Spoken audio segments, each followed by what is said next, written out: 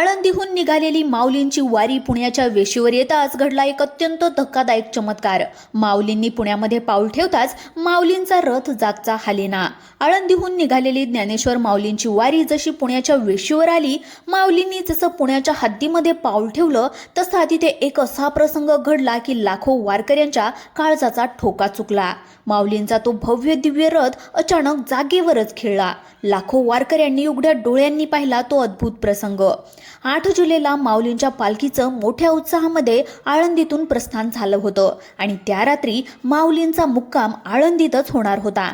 त्यानंतर 9 जुलै सकाळी ठीक 6 वाजता लाखो वारकऱ्यांच्या जयघोषात माऊलींची पालखी पुण्याच्या दिशेने मार्गस्थ झाली। आळंदीची वेस ओलांडली, संपूर्ण आळंदी गाव मागे पडलं। आळंदीहून निघालेली माऊलींची वारी पुण्याच्या वेशीवर येताच घडला एक अत्यंत धक्कादायक चमत्कार। माऊलींनी पुण्यामध्ये पाऊल ठेवताच माऊलींचा रथ जागचा हालेना।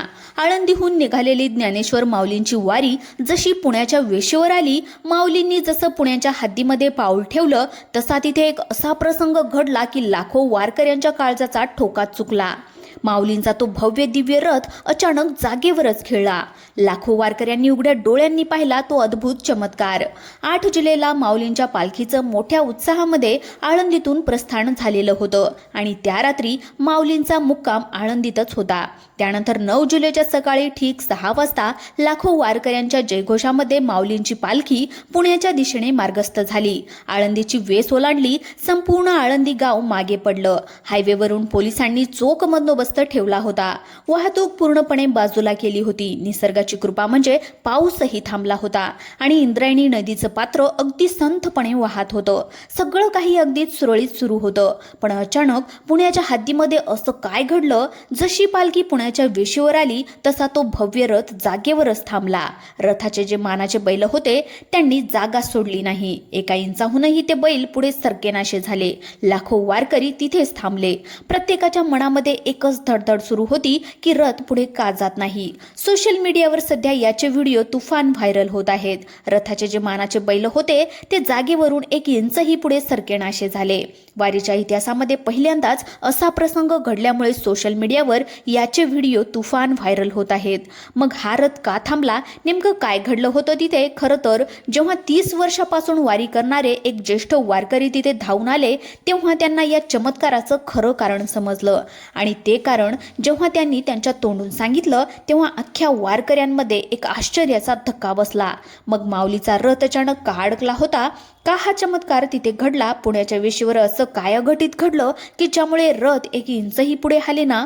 30 वर्षाच्या त्या अनुभवी वारकऱ्याने नेमकं काय सांगितलं? चला जाणून घेऊयात संपूर्ण सविस्तरपणे रिपोर्ट। माऊलींचा रथ आळंदीमधून निघाला होता। 8 जुलै रोजी माऊलीचं प्रस्थान त्या ठिकाणी झालेलं होतं। खरं तर 2026 ची जी आषाढी वारी आहे, जी माऊलींच्या तिथून निघणार होती, तिला अखेर अनेक चमत्कारांनी त्या ठिकाणी आज पाहिलं गेलं होतं। खरं तर जेव्हा ही वारी सुरुवात होणार होती, पालखी प्रस्थानाच्या 2 दिवसाआधीपासूनच 6 आणि 7 जुलै रोजी आळंदी परिसरामध्ये मुसळधार आणि प्रचंड पाऊस झाला। पावसाचा जोर इतका वाढला की पालखी रद्द होते की काय अशी त्या ठिकाणी शंका निर्माण झाली होती। पण तेवढ्यात पालखी प्रशासनाने एक निर्णय घेतला की अतिशय कमी लोकांच्या उपस्थितीमध्ये हा पालखी सोहळा पार पडला।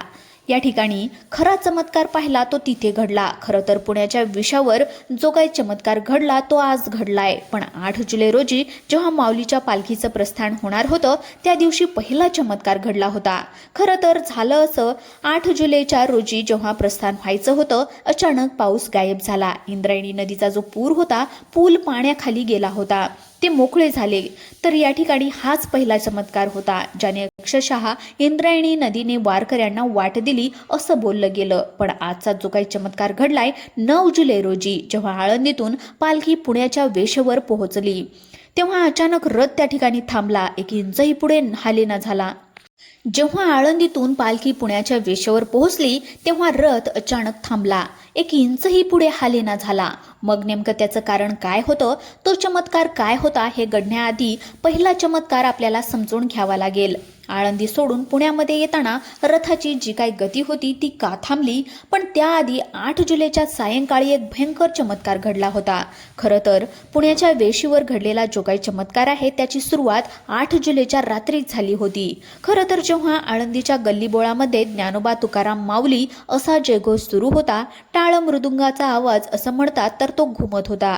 खरं तर जेव्हा माऊलीची पालखी तिथून निघणार होती, माऊलींच्या लाडक्या रथांच्या बैलाला नाव माखू घातलं होतं, शिंगे रंगवली होती, सोन्या चांदीच्या नक्षीकामाने रथ अगदी सज्ज करण्यात आलेला होता.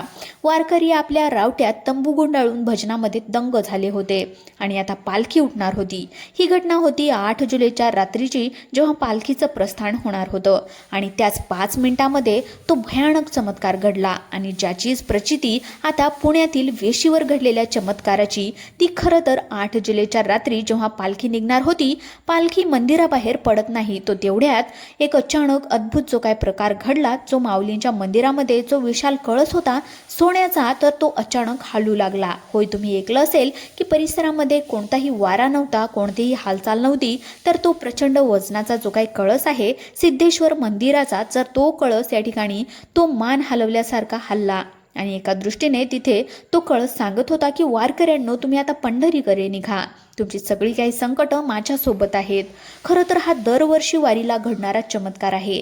बऱ्याच वेळा हा चमत्कार लोक याला म्हणतात की वाऱ्याने कळस हालतो, पण हा चमत्कार घडला हा तर प्रत्येकाला माहीतच आहे. वारीला जे लोक जातात किंवा TV वरून वारीचे जे काही फुटेजेस पाहतात त्यांना हा वारीचा कळसाचा चमत्कार माहीत आहे.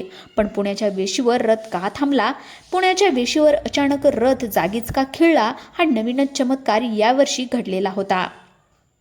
कळस डुलण्याचा चमत्कार दरवर्षी घडतो. 700 वर्षाची परंपरा आहे. लोकांनी डोळे भरून पाहिलेलं पण आहे. पण 9 जुलैच्या पहाटे जेव्हा वारी आळंदीच्या दिशेने निघाली होती, वारी आळंदीतून पुण्याच्या दिशेला निघाली होती, तेव्हा कोणी विचार केला नव्हता की पुण्याच्या वेशीवर आता सगळा विशेष त्या ठिकाणी बदलणार आहे. खरं तर सुरुवात अशी झाली, आळंदीच्या माऊलींचा आशीर्वाद घेऊन ही वारी जेव्हा हायवेवरून पुढे सरकू लागली, तेव्हा वातावरणामध्ये अचानक एक विचित्र आणि अनाकलनीय तणाव निर्माण झाला. वारकरी थकलेले जाणवत होते. 9 जुलैच्या सकाळी ठीक 6 वाजता माऊलीच्या पालखीने आळंदीची वेस ओलांडली आणि पुण्याच्या दिशेने प्रवास सुरू केला. आता हे दरवर्षीच वेळापत्रक ते फॉलो करत होते, पण पुण्याच्या वेशीवर असा चमत्कार होईल कोणी त्याचा विचार सुद्धा केला नव्हता. हायवे पोलिसांनी वाहतूक पूर्णपणे बाजूला वळवली, जेणेकरून लाखो वारकऱ्यांच्या अथांग सागराला कोणताही अडथळा येऊ नये. हवामान खात्याने आधीच सांगितलं होतं की पाऊस थांबलाय, आकाश ढगाळ होते, पण वातावरण शांत होते. पण तरीही या प्रवासादरम्यान वातावरणामध्ये एक विचित्र आणि अनाकलनीय तणाव जाणवत होता. आळंदीतून वारी निघाली खरी, पालखी निघाली खरी, पण येणाऱ्या 2 तासामध्ये पुढे जे काय घडणार होतं, पुण्याच्या वेशीवर जेव्हा रथ थबकणार होता, तेव्हा कोणालाच कल्पना देखील नव्हती की पुढे काय घडेल. दरवर्षी मेलोनमेल चालणारे वारकरी कधीही थकत नाहीत, पण त्यांच्या चेहऱ्यावर पहिल्याच दिवशी एक वेगळा थकवा जाणवत होता. इतकंच नाही तर रथाचे जे काही बैल आहेत ते दरवर्षी अतिशय डौलवान आणि वेगाने चालतात. ते बैल आज अत्यंत विचित्र पद्धतीने वागत होते. ते वारंवार थांबण्याचा प्रयत्न करत होते, जणू काही त्यांना पुढे जाण्याची इच्छाच नव्हती. प्रशासकीय अधिकारी, पोलीस देखील हे वागणं पाहून थोडे संभ्रमात पडले. वारी पुढे सरकत होती. आळंदी आता मागे पडली होती. पुणे शहराची हद्द आता जवळ येऊ लागली. जसजशी पुण्याची वेश जवळ येत होती तसतसा वातावरणातला तो गूढ तणाव अधिकच वाढत चालला होता. वारकऱ्यांना वाटत होतं की काहीतरी अघटित होणार आहे, पण जे काय होणार आहे त्याची कल्पना कुणालाच नव्हती. अखेर आळंदीचा सगळा भाग मागे सोडला. काही वारकरी पुढे, काही वारकरी मागे चालत होते. बऱ्याचशा वारकऱ्यांना पुण्यामध्ये थांबायला सांगितलं होतं, कारण की पालखीचा जो काही सोहळा आहे तो अतिशय लिमिटेड लोकांमध्ये झाला होता.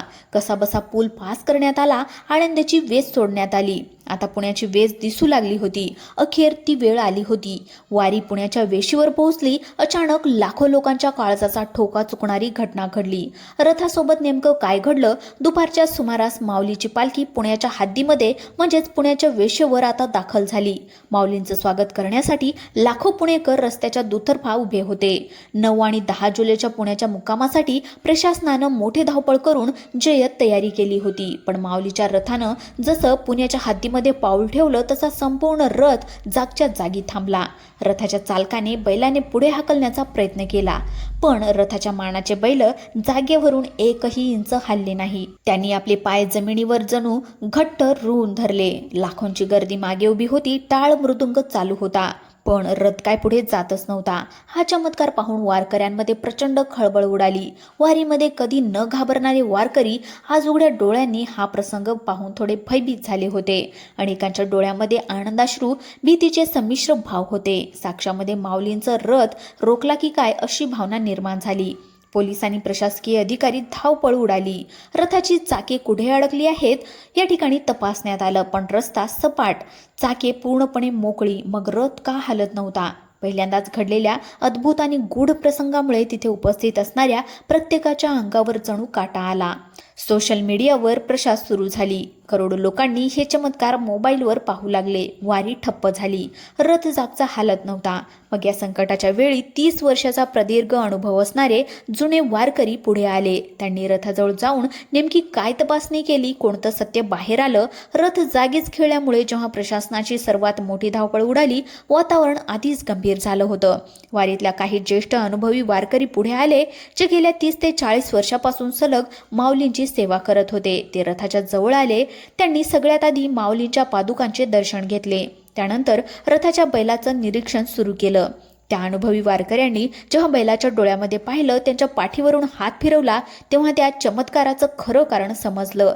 त्यांनी जाहीर केलं की माऊलींचा रथ कोणत्या देवी कोपामुळे किंवा संकटामुळे थांबला नाही, तर रथाच्या मानाचे बैल बिथरलेत.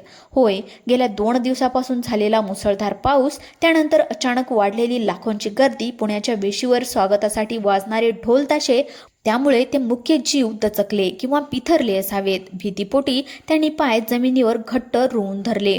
त्यामुळे रथ पुढे सरकत नव्हता. जुने वारकरी आणि रथाच्या चालकांनी लगेचच परिस्थिती हाताळली. त्यांनी पुण्याच्या वेशीवरील ढोल ताशे, मोठा आवाज, सगळं काही बंद करण्यासाठी ठेवलं.